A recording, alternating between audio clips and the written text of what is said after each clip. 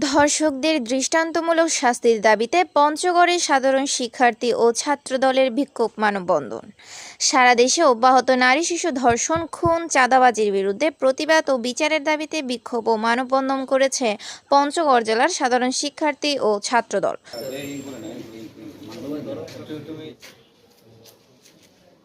সোমবার 10 মার্চ দুপুরে পঞ্চগড় জেলার সাধারণ শিক্ষার্থীর ব্যানারে এম.আর. কলেজ মোড় থেকে একটি বিক্ষোভ মিছিল বের করে। মিছিলটি কেন্দ্রীয় শহীদ মিনারে গিয়ে শেষ হয়। সেখানে সংক্ষিপ্ত বিক্ষোভ সমাবেশ করে। এ সময় জেলার বিভিন্ন শিক্ষা প্রতিষ্ঠানের হাজার হাজার শিক্ষার্থী অংশ নেন।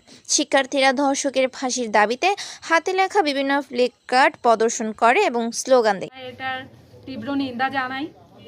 এটার ধর্ষণ এবং আইন শৃঙ্খলা পরিস্থিতির চরম অবনতি, অনলাইনে হেনস্থার প্রতিবাদে বাংলাদেশ জাতীয়তাবাদী ছাত্রদল কেন্দ্রীয় সংসদের উদ্যোগে আজকে আমরা পঞ্চগড় জেলা ছাত্রদল একটি মানববন্ধন কর্মসূচি হাতে নিয়েছি। এ সময় বক্তব্য রাখেন আনিকা তাবাসসুম তুবা, সুমাইয়া আক্তার, শশী, মার্জিনা মাহি। বক্তারা মাগুরা সহ দেশের বিভিন্ন স্থানে সাম্প্রতিক ধর্ষণের ঘটনার প্রতিবাদ ও ধর্ষকদের দৃষ্টান্তমূলক শাস্তির দাবি জানায়। তারা বলেন, পোশাকের কারণে নারীরা শুধু ধর্ষণ হচ্ছে না, একজন বোরকা পরা নারীও বর্তমানে ধর্ষণের শিকার হচ্ছে। অতএব এখানে পোশাক কোনো কারণ না। শিশু থেকে বৃদ্ধ কোনো নারী এখন নিরাপদ নয়। অপরদিকে পঞ্চগড় মকবুলার রহমান সরকারি কলেজ ক্যাম্পাসে জাতীয়তাবাদী ছাত্রদল কলেজ শাখা এক মানববন্ধনের আয়োজন করে। মানববন্ধনে ছাত্রদলের নেতাকর্মীরা অংশ নেয়।